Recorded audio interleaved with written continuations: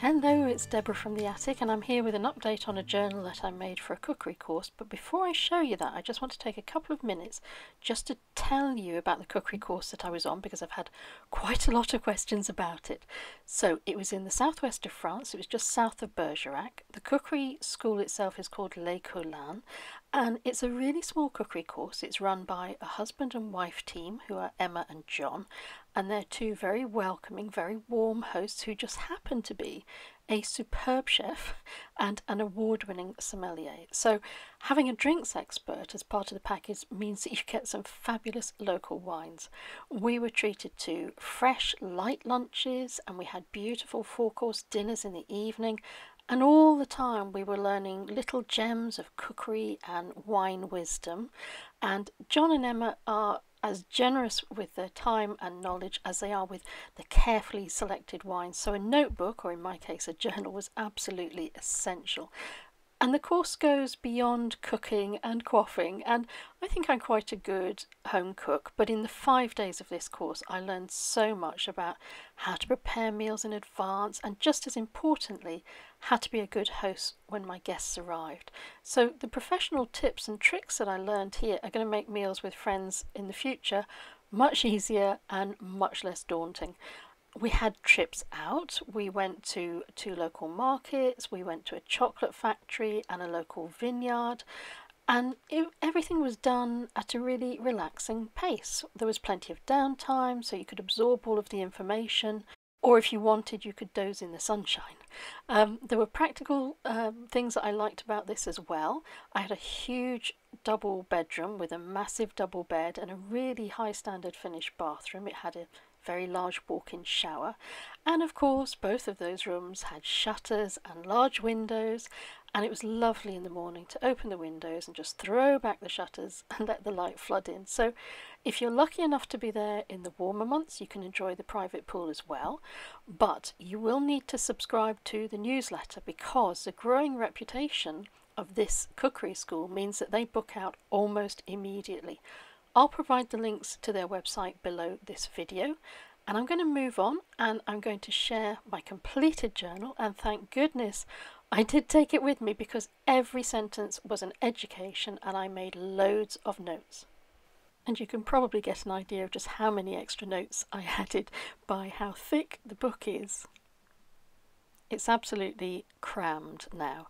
There are loads of photographs in here, there are lots of little notes. One thing I did want to suggest to you about the notes is that you don't have to fill every page.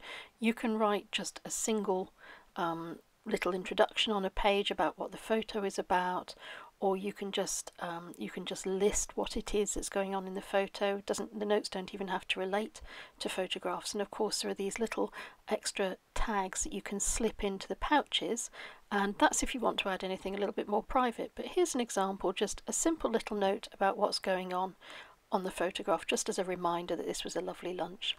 I took lots of photographs and I thought I'd put them all in the book, but as I was flipping through, that's when I found these extra ones. So these will need to go into the book at some point, but that's okay because I've left myself quite a lot of space. And on the photographs, just in case you hadn't seen earlier how I print my photographs, this is an HP Sprocket. It's a tiny printer. This one is now a couple of years old. It doesn't need ink cartridges. You buy these little papers, there are 10 in a pack, and it prints out in a magic way.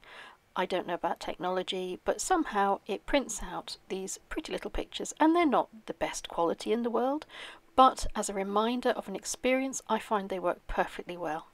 Now this is something else that I wanted to show you. This was a little card that I picked up when I was at the cookery school, and obviously this is too big to go in my book, but I wanted to include it. So what I did was I cut it down the 2/3 and 1/3 along, and I put sellotape on one side, and then I turned it over and I put sellotape on the other side, and this way I've made myself a little flip out thing that will fit beautifully into my journal. So if you have things like that you want to include, that's a useful way to be able to do it. As I said, I've left myself lots of spaces because I'm still reflecting and I'm still thinking about the time away and what I learned and all those sorts of things, and gradually things come back to you, as they always do once you've been home for a little while. And this you may recognise from a previous video. this was the single-sided laminated piece, and I took it with me, and it was great. Here's a little mulled wine recipe as well. The mulled wine was just amazing. I had no idea how to make mulled wine properly. And again, simple little photos with simple little notes underneath, and that's all you need. You don't need to write absolutely tons unless you really, really want to. Now I added a sheet of blotting paper, and I've got a little ribbon in the top corner there so I know it's easy to find, and that's because I like to write with a fountain pen, but obviously then if you close your book before the ink is dry you risk spoiling your page or your photo, so that's why I have the blotting paper. Just some more little photos. There's things in those envelopes. I'm not going to faff about and make you wait while I open the envelopes and show you, but I think you get the idea. The book is packed.